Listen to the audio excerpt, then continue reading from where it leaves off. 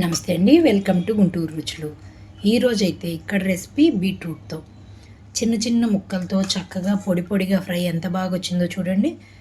చూడటానికైతే తురుముతో చేసిన ఫ్రై లాగా అనిపిస్తుంది, కానీ ఇక్కడ నేను బీట్రూట్ని చిన్న చిన్న ముక్కలుగా కట్ చేసుకున్నానండి. మరి ఇందులో వేసిన మసాలా కూడా చాలా స్పెషల్ అనమాట. ఒక్కసారి అయితే ఆ విధంగా మసాలా ప్రిపేర్ చేసి ఈ విధంగా ట్రై చేసి చూడండి. మనకి చపాతీల్లోకి బాగుంటుంది, వైట్ రైస్ కాంబినేషన్తో కూడా సూపర్గా ఉంటుంది. మరి ఒక్కసారి అయితే ఇలా ట్రై చేసి చూసి మీరు కూడా మీ ఒపీనియన్ అయితే కామెంట్ బాక్స్లో పెట్టండి.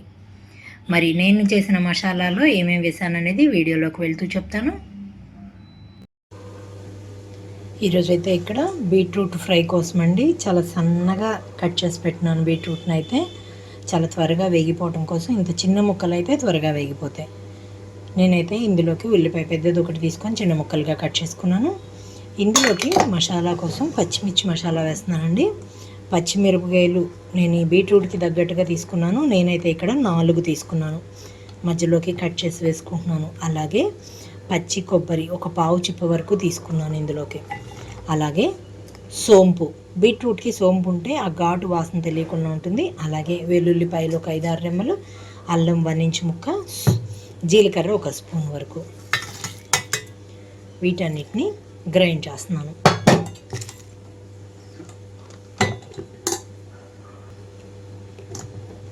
చూడండి, పక్కన పెట్టేస్తున్నాను. ఇప్పుడు ఇది తాలింపు పెట్టుకుంటున్నాను.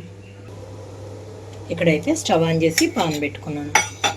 ఇందులోకి ఆయిల్ తీసుకుంటున్నాను. నేను తీసుకున్న ఈ బీట్రూట్ క్వాంటిటీకి అయితే పావు కేజీ పైనే ఉందండి. నేనైతే ఇక్కడ 2.5 టేబుల్ స్పూన్స్ వరకు వేస్తున్నాను.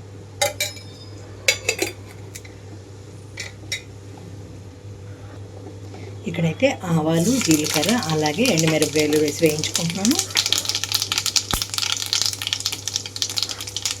ఇవన్నీ చిటపటమని వేగేటప్పుడే కట్ చేసి పెట్టుకున్న ఉల్లిపాయలు వేస్తున్నాను.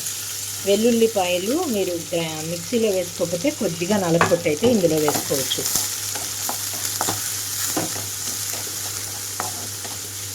వీటితో పాటుగా కరివేపాకు రెమ్మలు కూడా. మూత పెట్టేసి ఉల్లిపాయలంతా వేగిపోయే వరకు ఉంచాలి.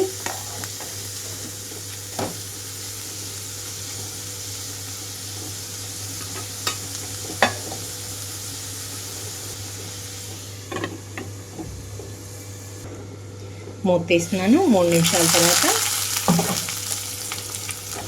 ఇక్కడ చూడండి, ఉల్లిపాయలంతా చక్కగా లైట్గా గోల్డెన్ కలర్లోకి టర్న్ అయ్యేటప్పుడే నేను కట్ చేసి పెట్టుకున్న బీట్రూట్ మొత్తం కూడా ఇందులోకి వేసేస్తున్నాను. పెద్ద ముక్కలుగా కట్ చేసుకుంటే మీకు ఫ్రై చక్కగా మొత్తం ముక్కంతా కూడా ఫ్రై అయినట్లుగా అనిపించదండి. ఇలా అయితే చక్కగా చిన్న చిన్న ముక్కలు అయితే ముక్కంతా కూడా ఫ్రై అయిపోతుంది.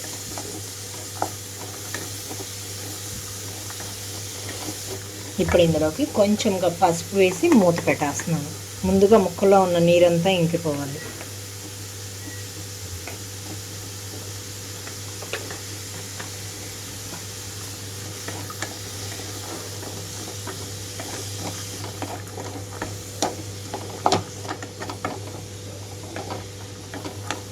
మూత పెట్టేసి 10 నిమిషాల పాటు ఉంచుతున్నానండి లో ఫ్లేమ్లో. సాల్ట్ ఇప్పుడే వేయట్లేదు.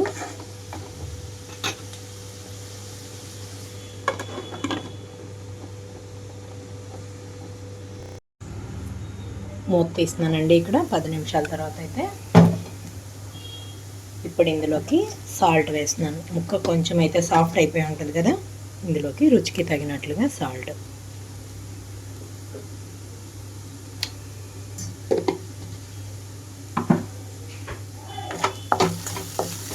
ఇంకా మూత తీసే వేయించుకుంటున్నాను. ముక్కలో ఉన్న నీరంతా కూడా డ్రై అయిపోవాలి, అందుకే మూత తీసేసి ఉంచుతున్నాను. బీట్రూట్ తురిమి ఫ్రై చేసుకునే దానికన్నా ముక్కలతో ఫ్రై అయితే కొంచెం టైం పడుతుందండి, కానీ తినేటప్పుడు అంతే ఎంజాయ్ చేస్తారు. ముక్కలు పంట కింద పడుతూ కొంచెం స్వీట్గా అలాగే కొంచెం కారంగా చాలా సూపర్గా ఉంటుంది. 10 నిమిషాల పాటు మధ్య మధ్యలో కలుపుతూ వేయించుకోవాలి. ఇక్కడ చూడండి, 10 నిమిషాల తర్వాత ముక్క పచ్చి నీరంతా కూడా పోయిపోయింది, ఫ్రై అయిపోయింది చక్కగా. ఇప్పుడైతే ఆల్రెడీ మిక్సీ జార్లో గ్రైండ్ చేసి పెట్టుకున్న కొబ్బరి మసాలా అంతా ఇందులోకి వేస్తున్నాను. పచ్చిమిరపకాయలు మంటగా ఉన్న కాయలు అయితే 2 కన్నా కూడా పట్టవండి. ఈ పచ్చి కొబ్బరి మసాలా వేసాక కూడా 2 నిమిషాల పాటు వేయించుకోవాలి.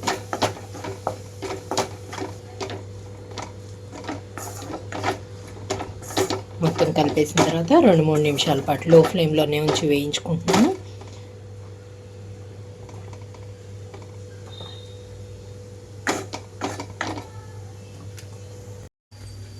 చూడండి 2-3 నిమిషాల తర్వాత పచ్చి కొబ్బరి అంతా కూడా పొడి పొడిగా అయిపోయినాక స్టవ్ అయితే ఆఫ్ చేస్తున్నాను. కొంచెంగా ఇందులోకి కొత్తిమీర సన్నగా తురిమి వేసుకుంటున్నాను.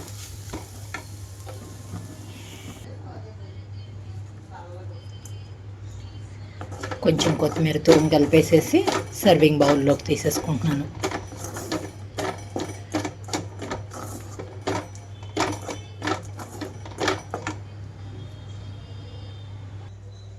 చూసారు కదా, బీట్రూట్ ఫ్రై రెడీ అయిపోయింది. మరి ఇంకెందుకు ఆలస్యం, తురిమి కాకుండా ఇలా ట్రై చేసి చూసి మీరు మీ ఒపీనియన్ అయితే కామెంట్ బాక్స్లో పెట్టండి. అలాగే మీలో ఎవరైనా మా వీడియో ఫస్ట్ టైం కానీ చూస్తున్నట్లయితే ప్లీజ్ మా ఛానల్ని సబ్స్క్రైబ్ చేయండి. అలాగే మా వీడియోస్ని లైక్ చేస్తూ షేర్ చేయండి. పక్కనే ఉన్న bell icon all option click చేస్తే మేము ఇచ్చే వీడియోలన్నీ మీకు నోటిఫికేషన్స్ వస్తాయి. Please encouragement. Thank you for watching. Thank you.